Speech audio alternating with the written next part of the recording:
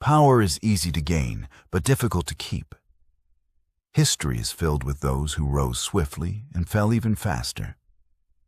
To rise to power is to understand opportunity, but to maintain power is to master strategy, psychology, and perception. Niccolò Machiavelli's timeless work, The Prince, serves not only as a guide to acquiring authority, but as a crucial manual for preserving it. While his advice may seem cold or cynical, it is an honest reflection of the harsh realities that define leadership. In this essay, we explore the intricacies of power retention through the lens of Machiavelli's most famous text, providing deep insights into the art of staying in control. Machiavelli's perspective begins with a fundamental truth. People are not always rational, just, or loyal. Therefore, the ruler who assumes the loyalty of others as a given is doomed to disappointment. Instead, a ruler must anticipate betrayal and plan accordingly. This understanding leads to the first major lesson of power maintenance.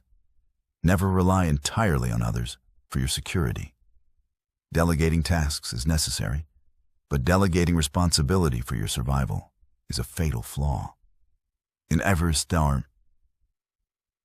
The Prince, Machiavelli outlines various types of principalities, including hereditary, newly acquired, mixed, and ecclesiastical. Each type comes with its own challenges in terms of maintaining control. A hereditary ruler benefits from tradition and existing loyalty, but even he must not become complacent.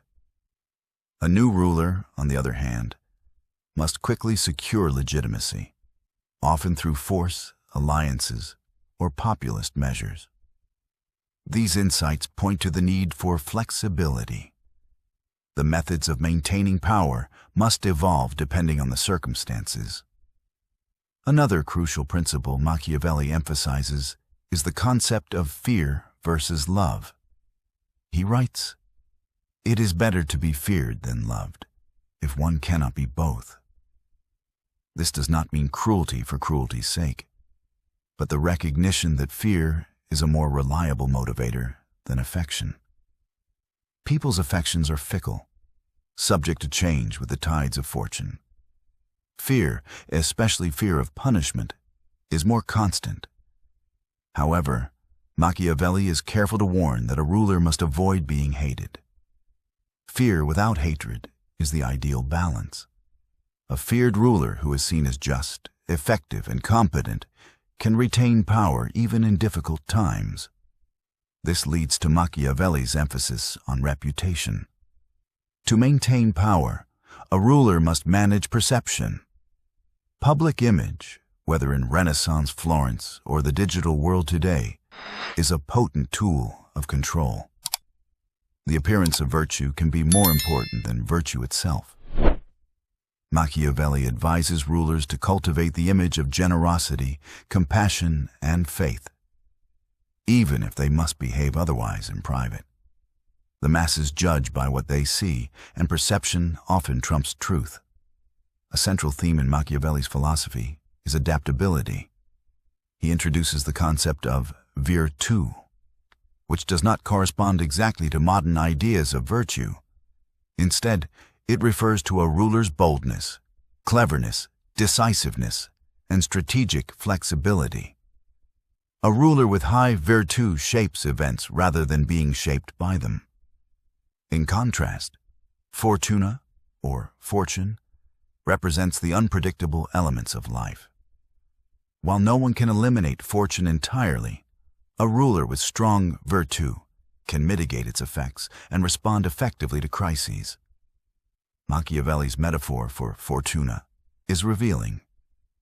He likens it to a river that, while destructive during a flood, can be prepared for through levees and dikes. Similarly, power can be preserved by anticipating upheaval and preparing defenses in advance. Whether it be political rivals, economic instability, or popular unrest, the successful ruler plans for storms long before clouds appear on the horizon. Moreover, Machiavelli stresses the importance of decisive action. Indecision breeds doubt, and doubt erodes confidence in leadership. A ruler who hesitates in a crisis is perceived as weak. The ability to act swiftly, even ruthlessly when needed, can solidify a ruler's hold on power. However, swift does not mean reckless. Strategic timing, guided by experience and calculation, separates the strong leader from the impulsive one. Loyalty is another key concern in The Prince. Machiavelli warns that flatterers are dangerous and that a ruler should choose wise advisors who will speak the truth, even when it is uncomfortable. However, once a decision is made, advisors must align with it. Dissent that undermines authority cannot be tolerated. This tension between consultation and authority is delicate. A ruler must listen, but must also maintain the final word. The army, Machiavelli asserts, is essential to power. A prince must have loyal, capable forces at his command. Mercenaries and auxiliaries, while sometimes necessary, are unreliable and self-interested. They must either command respect through personal military strength or control the military in such a way that no other force can challenge his authority. History has shown time and again that those who control the sword shape the fate of the nation. Lastly, Machiavelli confronts the role of morality in leadership. He acknowledges that moral virtue is admirable, but contends that it must be subordinate to political necessity. A good ruler may need to lie, deceive, or even kill, not out of cruelty, but out of obligation to preserve the state. In this view, political ethics are distinct from personal ethics. What is deemed immoral in private life may be required in public leadership. In summary, the maintenance of power, according to Machiavelli, requires a sharp understanding of human nature, a mastery of perception, the strategic use of both fear and favor, adaptability in the face of fortune, and a willingness to set aside conventional morality when necessary. These lessons, distilled from the bloody politics of Renaissance Italy, remain astonishingly relevant today. In the following sections, we will explore each of these themes in greater detail, using both historical and modern examples to illustrate how Machiavellian principles are applied across different contexts, from political campaigns to corporate boardrooms. In doing so, we will come to understand that the art of maintaining power is not a relic of the past, but a living discipline as vital today as it was in Machiavelli's time. Perception as power, the illusion of virtue, and the manipulation of reputation. One of Machiavelli's most radical assertions in The Prince is that the appearance of virtue is often more politically useful than virtue itself. In the quest to maintain power, a ruler must understand the psychology of perception. People rarely judge leaders by objective truths. Instead, they respond to image, rhetoric, and symbols. Thus, political survival depends as much on theater as it does on governance. Machiavelli writes, "Everyone sees what you appear to be. Few experience what you really are." This single sentence encapsulates a profound understanding of mass psychology that remains relevant in modern democracies, authoritarian states, and even in the boardrooms of powerful corporations. People are emotional creatures. Their judgments are easily swayed by compelling stories, powerful symbols, and charismatic personas. This is why Machiavelli urges rulers to craft and protect their reputations with extreme care. Appearances should reflect piety, compassion, generosity, and fairness, even if the ruler must act against these virtues in private. The goal is not hypocrisy for its own sake, but strategic hypocrisy. the creation of a public mask that grants legitimacy and disarms opposition. Consider the concept of generosity. In private, a ruler may need to be frugal to preserve resources. However, if this frugality is seen by the public as stinginess or greed, it can erode goodwill.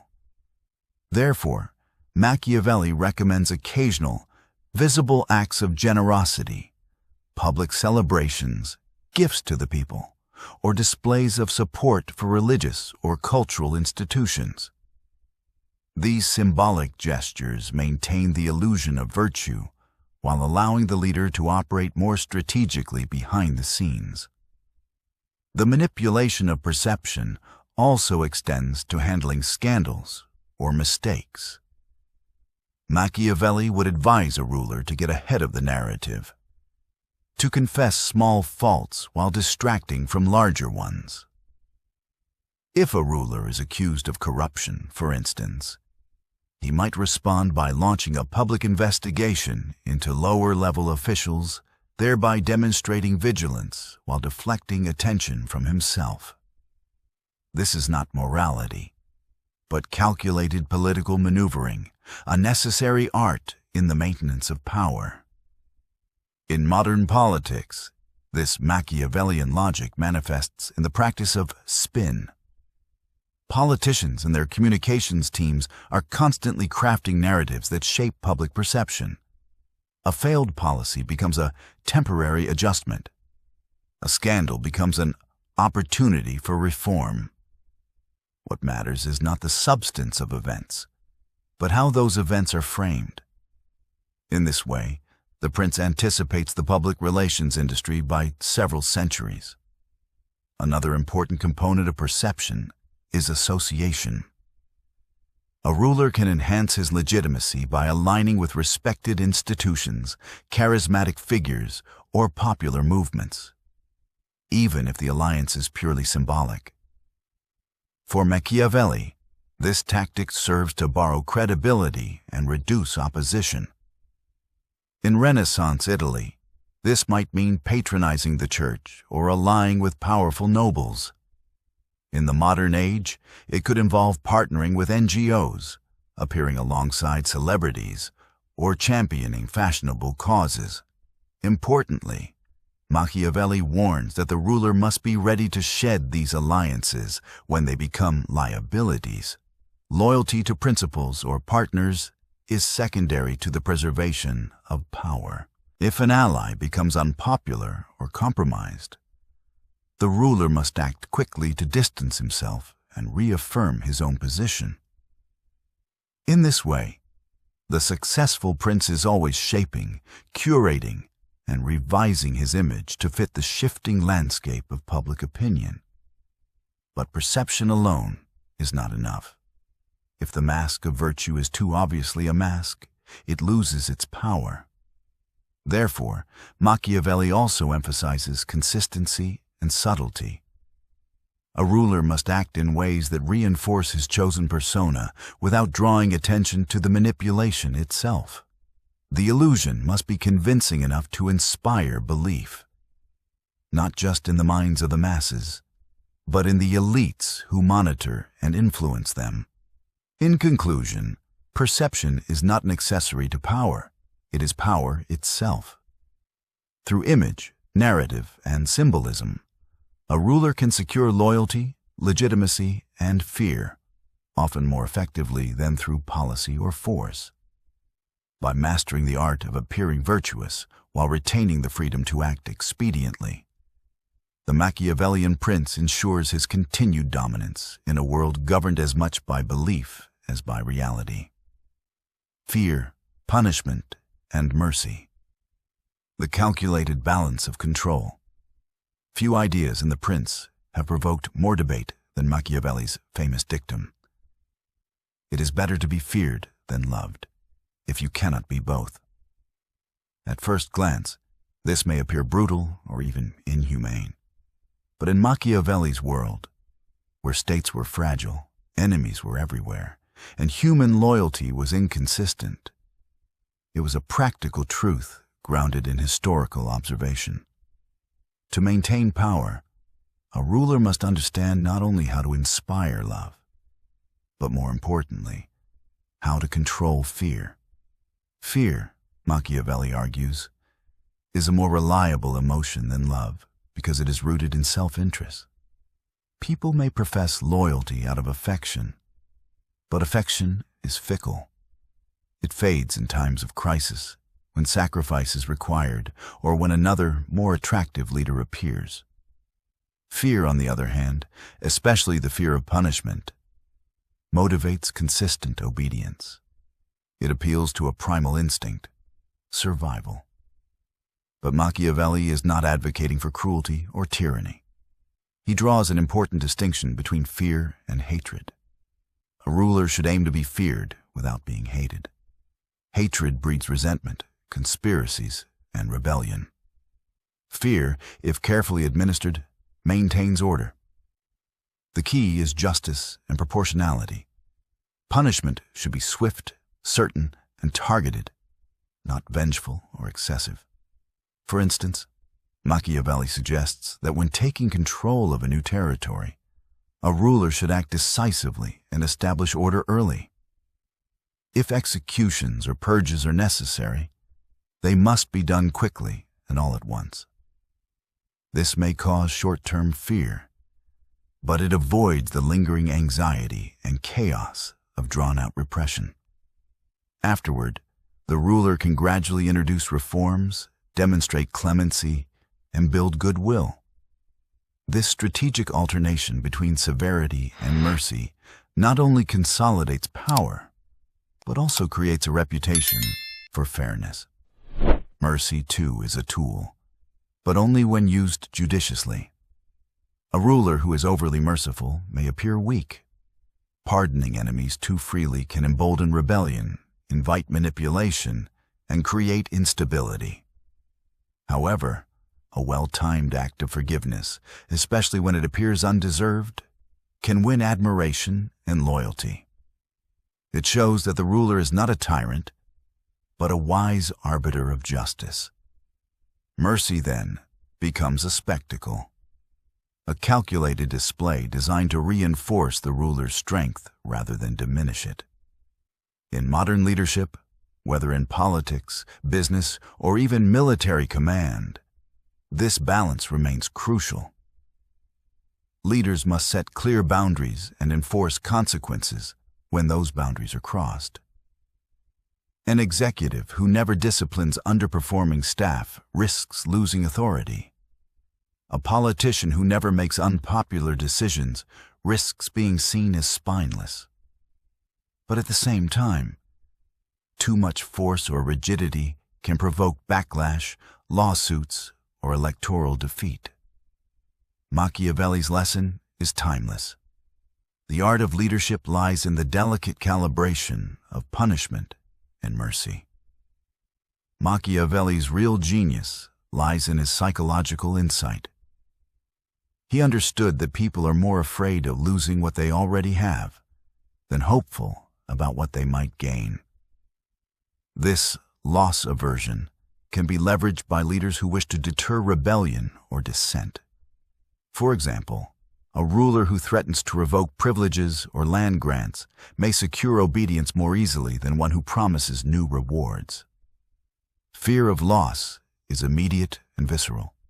Hope is abstract and uncertain. Furthermore, Machiavelli warns against relying on the love of the people as a foundation for rule. Popular support is valuable, but it is unstable. In times of scarcity, war, or scandal, love can evaporate. Thus, the wise ruler seeks respect, not affection. He ensures that his people see him as capable, just, and, when necessary, ruthless. His calculated image inspires fear without hatred, allowing him to navigate crises with authority. Finally, Machiavelli advises rulers to keep punishment impersonal. Whenever possible, blame should be directed toward ministers, advisors, or institutions. The ruler himself should appear reluctant to use force, compelled by necessity rather than cruelty. This separation protects the ruler's image and allows for political recovery after acts of repression. It's not about avoiding responsibility. It's about controlling narrative. In sum, Machiavelli's advice on fear and mercy is not a call to brutality, but a framework for sustainable leadership. It is based on a realistic, if unflattering, view of human behavior. Leaders who understand this balance, who know when to be feared and when to forgive, are far more likely to survive, thrive, and maintain their authority in an ever-changing world. Legacy, longevity, and the final judgment of power. As we reach the culmination of Machiavelli's teachings on the preservation of power, one last theme emerges: the legacy of rulership. While The Prince is often interpreted as a manual for immediate survival, Machiavelli was no stranger to the concept of legacy. He recognized that the ultimate success of a ruler is not only measured by how long he holds power, but by how he is remembered once he is gone. Power is only justified by results. Machiavelli's underlying message is that results vindicate action. If cruelty, deception, or manipulation result in a strong, stable state and a flourishing society, then those actions were justified, not by abstract morals, but by consequences. The ruler's final judgment, in the eyes of history, lies in the order he leaves behind, not in the purity of his methods. A ruler who avoids cruelty but loses the state is not virtuous. He is a failure. A ruler who lies but establishes peace is not corrupt. He is effective. This belief reframes the ruler's morality. Success for Machiavelli is not just about staying in power for one's lifetime. It is about founding institutions and legacies that outlast the individual. Institutions over individuals. One of the long-term strategies Machiavelli encourages is the building of institutions, laws, norms, and systems that support stability even beyond the ruler's life. A wise ruler does not centralize power so fully that chaos erupts upon his death. Instead, he gradually transfers aspects of order to institutions he controls and designs. These institutions may take many forms: a trusted military, a loyal bureaucracy, religious authority harnessed to the state, or even manipulated public traditions. The point is to embed one's power into the fabric of society, making it difficult to remove without tearing the whole structure apart. This strategy echoes the Roman emperors who often built massive public works, reorganized legal systems, or patronized religion, not out of piety, but to establish a legacy of order that tied their name to the prosperity of the empire. The Prince's exit. Timing and control. Machiavelli does not explicitly describe how a prince should retire or relinquish power, but his philosophy implies one core idea: control the exit, or it will control you. To die in power with order intact is a ruler's ideal. But if stepping down becomes necessary, it must be on the ruler's terms, with clear succession plans and no room for uprising. Just as one seizes power decisively, one must also prepare to leave power with strategic foresight, passing it to a chosen successor, framing the abdication as noble, and ensuring loyalty remains with the throne, not the individual. The irony of power, isolation, and burden. Ironically, the more a ruler understands power, the more alone he becomes. Machiavelli's prince is surrounded by advisors, servants, and generals, but few true confidants. Trust is conditional, and transparency is dangerous. This isolation is the price of supreme power.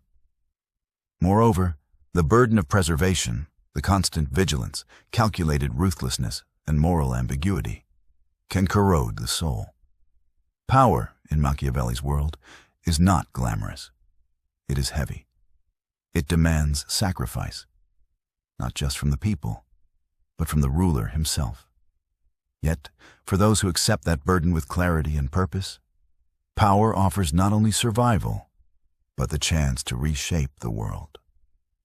Final reflections. Machiavelli's enduring wisdom. In the modern age, Machiavelli's name is still invoked, sometimes with admiration, sometimes with fear.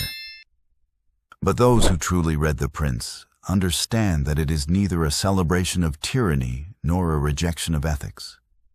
It is a mirror held up to human nature, revealing the hard truths that leaders must confront if they are to wield and maintain authority.